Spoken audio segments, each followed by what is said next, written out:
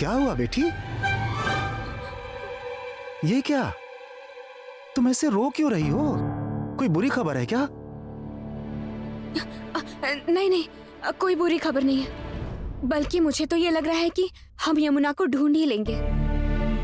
ढूंढ लोगी? ऐसा ही हो बेटी, ऐसा ही हो। मुझे पता था पिताजी कि डॉक्टर साहब यमुना को ढूंढ निकालेंगे। ढूंढ निकाला इन्होंने। मतलब आप दोनों मिलके ढूंढ निकाले। वाह, ये तो बहुत अच्छी खबर है। लेकिन तुम ऐसे रो क्यों रही हो?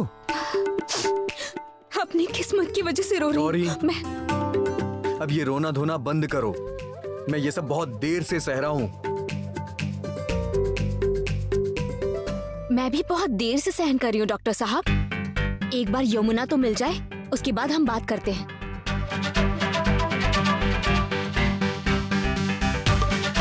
हाँ, यहीं पर हमें जाना है।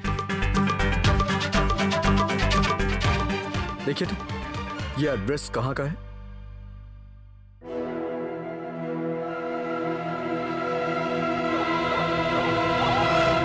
ये तो गांव के बाहर के एक खाली गोदाम का पता है। गांव के लोग अब वहां पर नहीं जाते और आसपास वहां किसी का घर वगैरह भी नहीं है। इसके बाद भी अगर ये पता हमें मिला है तो मुझे लगता है कि हमें एक बार वहां जाना चाहिए। जरा देखूं मैं। अरे मैं तो पहचानती हूँ डॉक्टर साहब, मैं वहाँ लेकर जाऊंगी। बिल्कुल नहीं, तुम कहीं नहीं जाओगी, तुम अपने घर पर ही बैठी रहोगी। हम लोग भी तो वो जगह अच्छे से पहचान सकते हैं ना। असल में देखो, मेरी बात सुनो, उस जगह पे खतरा भी हो सकता है। वहाँ ज्यादा लोग ना जाएं तो अच्छा होगा। हम 2 लोग ही जाएंगे और आप लोगों को भी यहाँ पर कुछ काम देकर जाएंगे। आप लोगों को क्या करना है हम बता देंगे। गौरी चलो।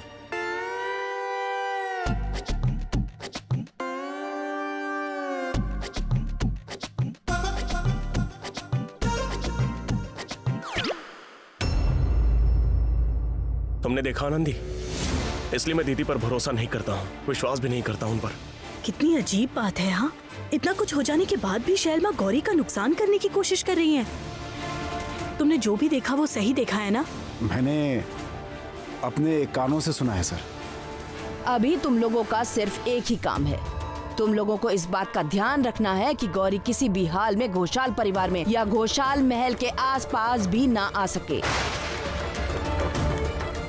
सुनो अभिजीत, सिर्फ अपने कानों से सुनने से ही कुछ भी साबित नहीं होता है। कुछ साबित करने के लिए पक्के सबूत की जरूरत पड़ती है, समझे तुम? तुम्हारे अंदर एक अच्छे जर्नलिस्ट होने के काफी गुण हैं और इस समय मैं तुम पर ही निर्भर हूँ, समझ गए ना तुम? आप बिल्कुल चिंता मत कीजिए सर, मैं बहुत जल्द पक्का सबूत इकट्ठा कर लूंगा। बस आप एक बात का ध्यान रखिएगा सर प्लीज। शैल माता के कानों तक उसके ठिकाने का पता नहीं पहुंचना चाहिए।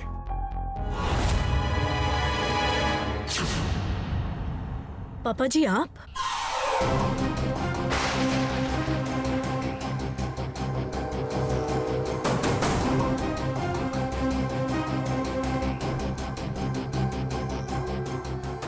पिताजी कुछ कहना है क्या?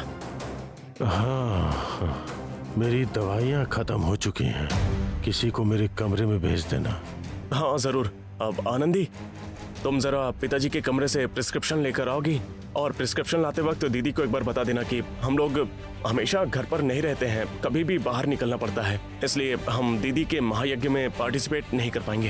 तो इस शिष्य के द्वारा जो वार्ता उन्होंने हम तक पहुंचाया था उसका कोई फायदा नहीं। मैं माता को बता देता हूँ। हाँ मैं बता देता हूँ। हाँ, ठीक है, अब ठीक चलता है। हूँ मैं।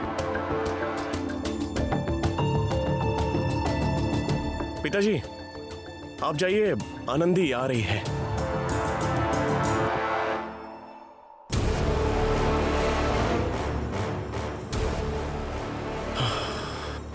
अरे सुनो ना, मैं पूछ रही हूँ कि पापा जी ने हमारी बातें सुन ली है क्या? पिताजी के चेहरे से कुछ भी समझना मुश्किल है, लेकिन अगर उन्होंने हमारी बातें सुन ली है तो उसका अंजाम अच्छा नहीं होगा।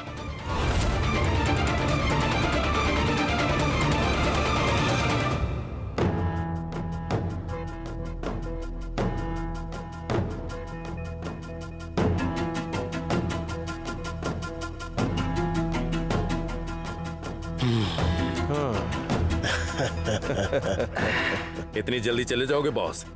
और 2 बच्चे मिल जाते तो अच्छा होता ना। मैंने सर्कस पार्टी से वादा किया था, टोटल 5 बच्चे दूंगा। अभी तो सिर्फ 3 ही हुए हैं। इस बात को लेकर झंझट हो जाएगा बॉस। मोल भाव भी नहीं कर पाऊंगा उनके साथ। नहीं, और जरूरत नहीं है। उस लड़की पे मुझे जरा भी यकीन नहीं है। वहां तो किसी तरह उसकी आंखों में धूल झोंक के भाग आया। जितनी जल्दी हो सके हम लोगों को यहाँ से निकलना पड़ेगा, नहीं तो वो सूंघते सूंघते वो लड़की यहाँ तक आ जाएगी। रुक जाओ, किसी और को भी ये खबर देनी पड़ेगी।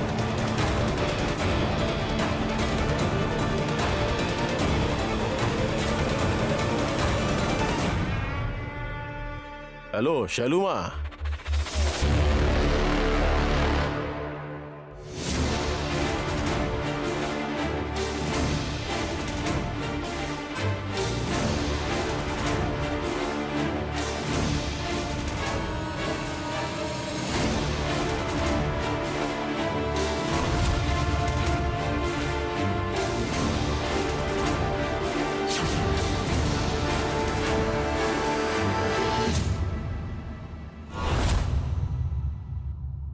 पंडित जी ने बिल्कुल ठीक ही कहा था। ये जगह तो एकदम वीरान पड़ी है।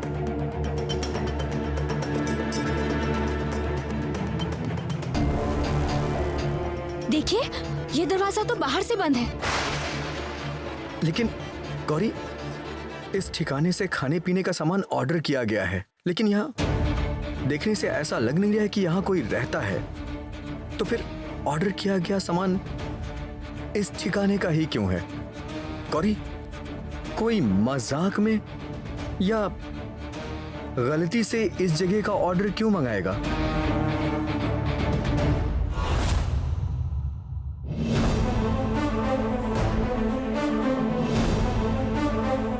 और जिस आदमी के पास वो लिस्ट मिली थी, वो भला गलत पता लेकर के क्यों घूमेगा? नहीं डॉक्टर साहब, जो आदमी मेरी आंखों में धूल झोंक कर भागा था, वही आदमी सबकी आंखों में धूल झोंक कर यहाँ पर छिपने की कोशिश कर रहा है। कोई मजाक वगैरह नहीं है, ये पता बिल्कुल सही है। तुम इतना श्योर कैसे हो गौरी? आपने मुझसे कहा था ना कि कोई भी चीज को ध्यान से देखना चाहिए। हाँ कहा था, उससे क्या हो गया? इधर आइए, ये देखिए, दरवाजा तो पुराना है, लेकिन ये देखिए, ये पुराना नहीं है। ये ताला पुराना होता तो इसमें जंग लगा हुआ होता। सच में? गौरी, इसका मतलब ये ताला सिर्फ लोगों को दिखाने के लिए लगाया गया है, ताकि लोगों को ये पता चले कि यहाँ ताला लगा हुआ है और अंदर कोई रहता नहीं है। इसका मतलब कि अंदर लोग हैं, और शायद वो लोग किसी दूसरे दरवाजे से आते जाते हैं, वो भी बिल्कुल चुपचाप से, ताकि कोई देख ना पाए। एक्सीलेंट गौरी, बहुत अच्छा एनालिसिस किया है तुमने। इसका मतलब यहाँ और कोई ना कोई दरवाजा जरूर होगा। और देखा तुमने, यहाँ वहां की बातों पे ध्यान ना देके अगर सही जगह पे दिमाग लगाया जाए तो कितना फायदा होता है। सही कहा आपने। अगर मैं इधर उधर की चीजों पर ध्यान नहीं दूंगी तो आपको इधर उधर की चीजों पर ध्यान देने का मौका मिल जाएगा ना। गौरी, तुम भी ना। ठीक है, ये झगड़ा करने का वक्त नहीं है, चुपचाप मेरी बात सुनिए। चलिए।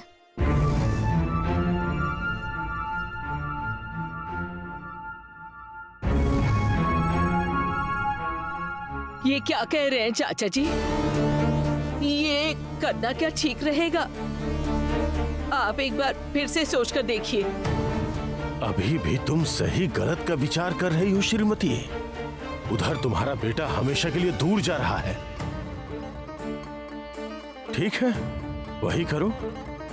मेरी बात मत सुनो, फिर अपनी उस भविष्यवाणी को सत्य ही होने दो। नहीं नहीं नहीं नहीं, ये नहीं हो सकता। मैं ऐसे होने ही नहीं दे सकती। ओ चाचा जी, आप जो कहेंगे वो ही सुनूंगी और वो ही करूंगी। बस आप कुछ भी करके मेरे बेटे को वापस ले आइए, और मुझे कुछ भी नहीं चाहिए, कुछ भी नहीं। मेरा बेटा खुद को ज्यादा ही होशियार समझने लगा है।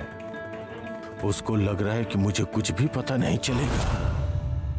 देवतनु, मैं तुम्हारा बाप हूं। मुझे अच्छी तरह से पता है कि ईशान कहाँ है, ये तुम्हें पता है, बस बता नहीं रहे हो। अब मैंने भी अपने मोहरे सजा लिए हैं। इस बार आखिरी चाल चल दूंगा। तभी ईशान चुपचाप घर वापस आ जाएगा और उसके पीछे आएगी गौरी।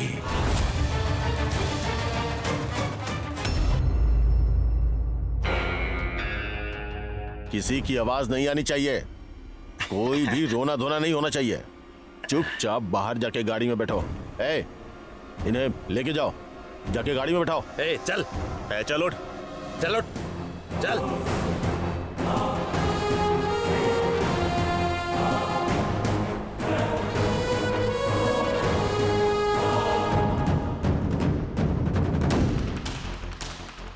ए, तुझे क्या इनविटेशन कार्ड देना पड़ेगा? बात सुनाई नहीं दे रही है? जा गाड़ी में जाके बैठ। नहीं, मैं नहीं जाऊंगी। रुक जा, तेरी इतनी जिद? तेरी जिद मैं अभी निकालता हूं। तेरी तो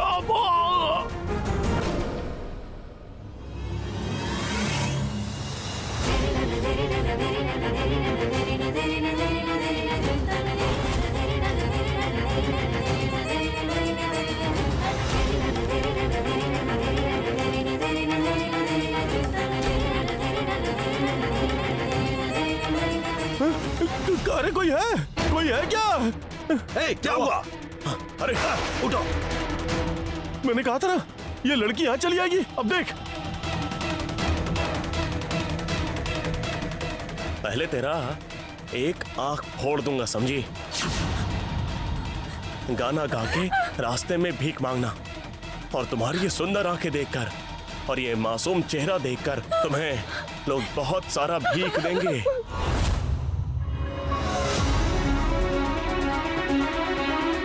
क्या सोचा था तुम लोगों ने कि कोई भी गलत काम तुम लोग आसानी से करते रहोगे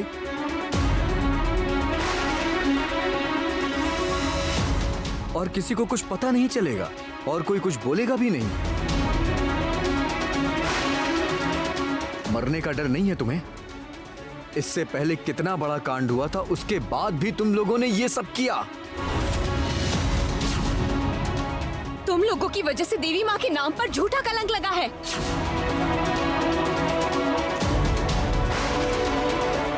कि देवी माँ ने अपनी संतान को खा लिया है।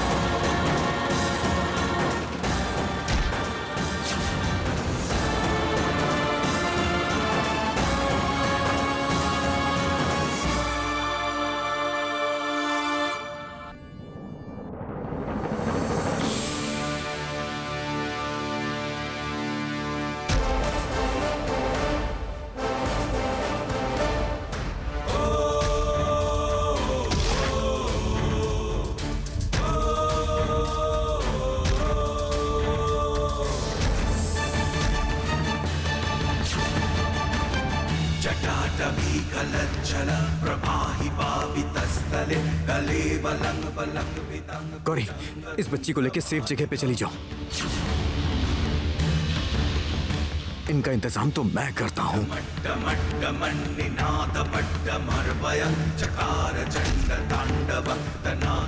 शिवम शिवम शिवम शिवम शिवम शिवम शिवम शिवम शिवम शिवम।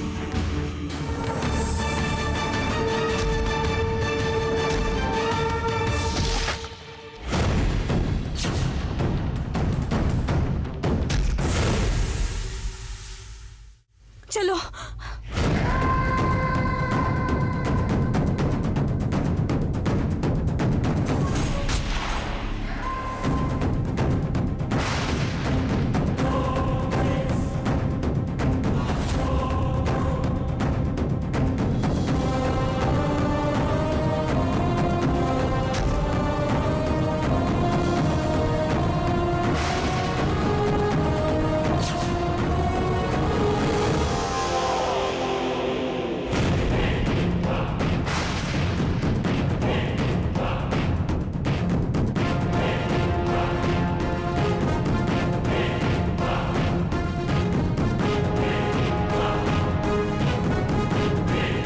पिछली बार तुम लोगों की वजह से मैं जेल जाना पड़ा था, आज उसका बदला लूंगा।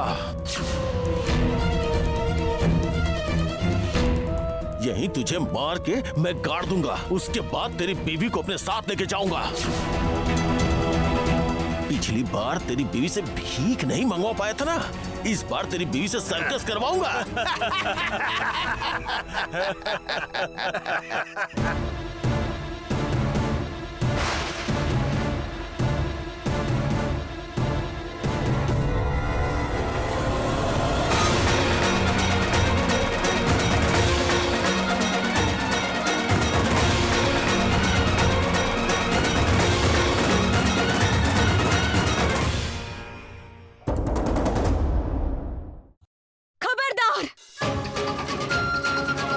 मेरे पति को नुकसान पहुंचाने की कोशिश की तो मैं तुम्हें नहीं छोड़ूंगी।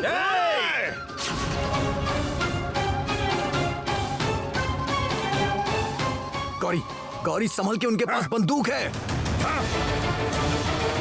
कुछ भी मत करना गौरी।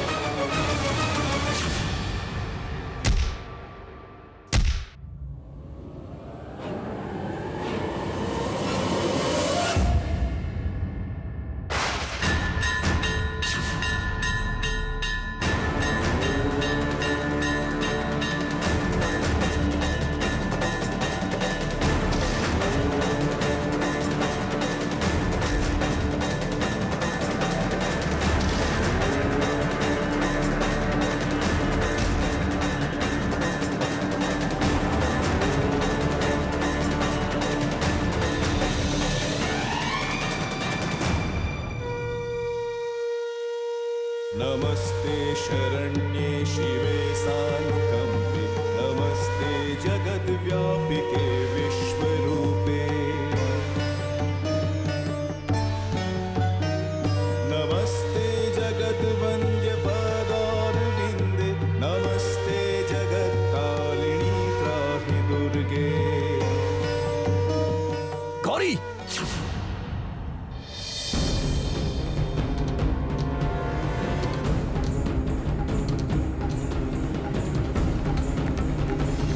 ये क्या कर रही हो तुम?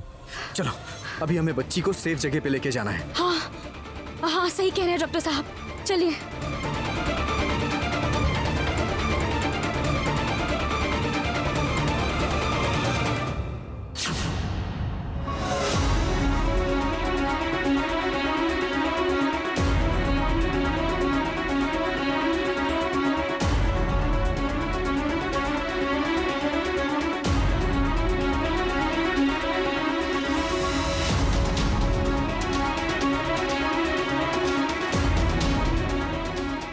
डॉक्टर साहब,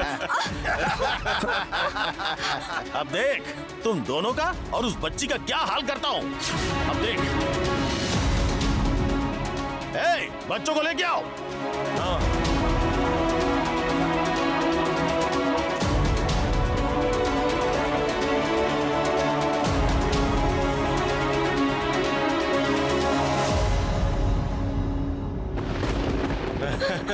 चला जाए। देवी माँ, आप इन बच्चों की रक्षा कीजिए माँ, किसी को कोई नुकसान नहीं पहुँचे। देवी माँ, आप इनकी रक्षा कीजिए माँ। गौरी, ये क्या कर रही हो तुम? ये भगवान को बुलाने का समय नहीं है। तुम्हारी माँ आके हमें इस जाल से नहीं निकालेंगी। बिल्कुल रोना बात।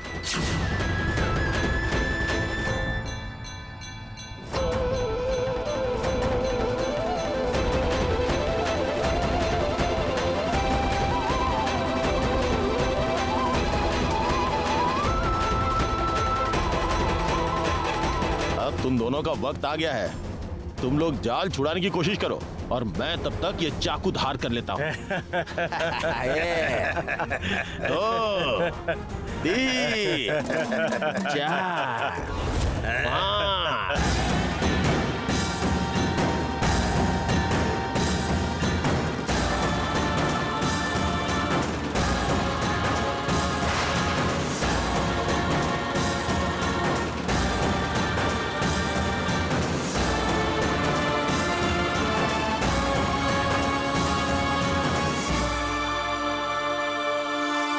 अब तुम देवी लोगों माँ। का वक्त खत्म। रक्षा कीजिए जा, देवी माँ। बच्चों की तरफ एक कदम भी मत बढ़ाना।